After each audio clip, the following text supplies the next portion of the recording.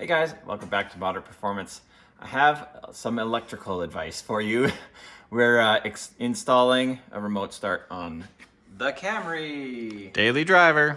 So we installed the wiring the way that we thought it should. We got the Fortin Evo 1. It's great because it has immobilizer functions inside the box, so you don't have to have like a separate immobilizer box. Super fantastic. Look it up. It's pretty good stuff.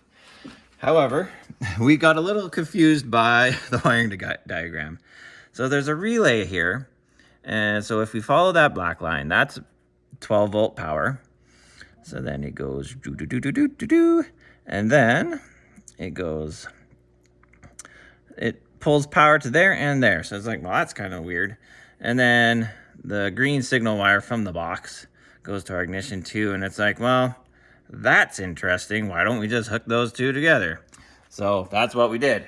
And did it work? No. No, it did not work. It would start and it would run for like 5 or 10 seconds. And the gauges would not come on. They wouldn't light up. So nor would the heat come on, because that's the main thing you want for a car starter up in Canada. Especially in the winter, yeah. Definitely. So we read the... So as you can see, if you can get a nice close up there, it has the pins that you need to...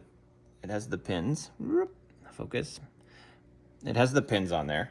And so we went to the relay, and that is what a relay looks like. So I drew it out so it's a little easier to follow. So what's happening is you throw power through here, and then that pulls this switch. Technically, it goes over to the right. That's how they drew it on this relay.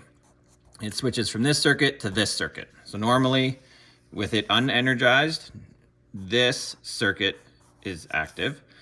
When you pull power through this, that switches to this circuit.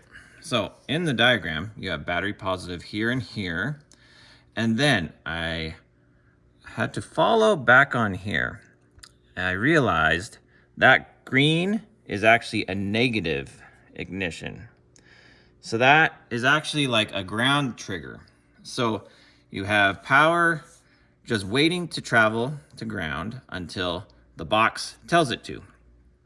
So what that does is the remote starter triggers the ground, which then switches to that circuit. So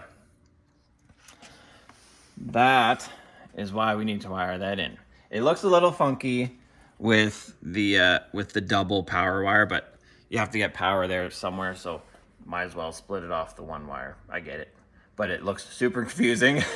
So we are going to ground trigger ignition 2. So it helps to draw things out, and it also helps to follow schematics, especially with remote starters, because every vehicle manufacturer does something different, and usually the manufacturers have figured out who make these remote starts. They figured out what you need to do. So we are going to follow the rules this time, and we are going to have much success. Yes. So there is your electrical tip of the day. Follow the rules, use relays the way the manufacturers and schematics tell you to, and if it ain't broke, go drive it.